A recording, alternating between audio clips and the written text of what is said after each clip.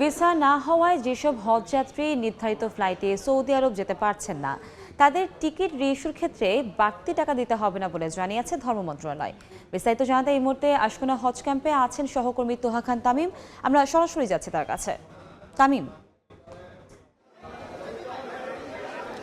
হজযাত্রা চতুর্থ দিনে এসে আমরা লক্ষ্য করছি যে 10টি ফ্লাইটে প্রায় 4,500-এরও বেশি হজযাত্রী আজকে যাচ্ছে সৌদি আরবে পবিত্র হজ পালনের উদ্দেশ্যে।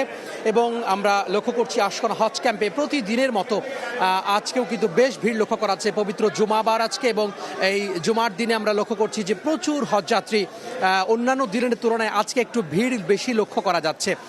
ঠিক এই মুহূর্তে যেই দৃশ্যটি দেখা যাচ্ছে এইখানে আসলে হজযাত্রীরা তাদের যে নির্ধারিত যে ব্যাগেজ রয়েছে সে ব্যাগেজ এখানে ট্যাগ লাগিয়ে তারপরে তারা ইমিগ্রেশনে চলে যাচ্ছে, এবং কিছুক্ষণ পরে বিমান বাংলাদেশ এয়ারলাইন্সের একটি ফ্লাইট সেটি ছেড়ে যাবে, এবং তার জন্য যে ইমিগ্রেশন সেই ইমিগ্রেশনে ইতিমধ্যে যারা হজযাত্রী রয়েছেন তারা দাঁড়িয়ে গেছেন লাইনে।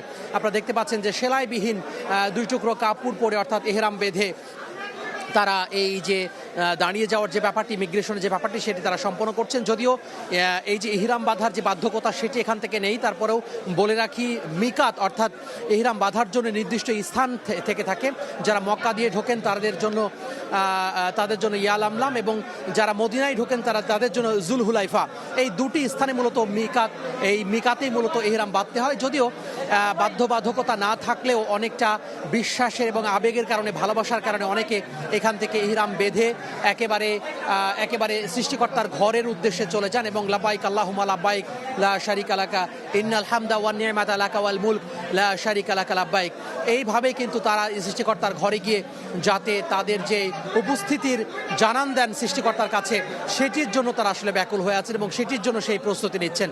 আমরা লক্ষ্য করছি যে প্রতিদিনের মতো আজকেও আশকোনা হজ ক্যাম্পে বিভিন্ন ধরনের যে 3টি এয়ারলাইন্স রয়েছে, বিশেষ করে ফ্লাইনাস এয়ারলাইন্স, বিমান বাংলাদেশ এয়ারলাইন্স এবং সৌদি এয়ারলাইন্স, এই 3টি এয়ারলাইন্সের যাত্রীরা তারা একেবারে লাইন বেঁধে লম্বা লাইন ধরে ইমিগ্রেশনের যে প্রস্তুতি সেই ইমিগ্রেশনের প্রস্তুতি তারা নিচ্ছেন। এবং আজকে সারাদিনই 10টি ফ্লাইট পরিচালিত হবে। কিছুক্ষণ আগে হজ পরিচালকের সাথে কথা বলেছিলাম, তিনি বলছেন যে এখন পর্যন্ত যে সমস্ত এজেন্সি আনঅ্যাসাইন করা হয়েছে তাদেরকে ধর্ম মন্ত্রণালয়ের পক্ষ থেকে অ্যাসাইন করার জন্য বারবার করে বলা হয়েছে। পাশাপাশি অন্তত 14,000 এখনও বিনা ভিসা এখন পর্যন্ত রয়েছেন, যার মধ্যে 8,000-ই আসলে নতুন হিসাবে গণ্য করা হচ্ছে। তো এই ছিল আশকোনা হজ ক্যাম্প থেকে যে হজযাত্রা চতুর্থ দিনের আমার হাতে থাকা সবশেষ।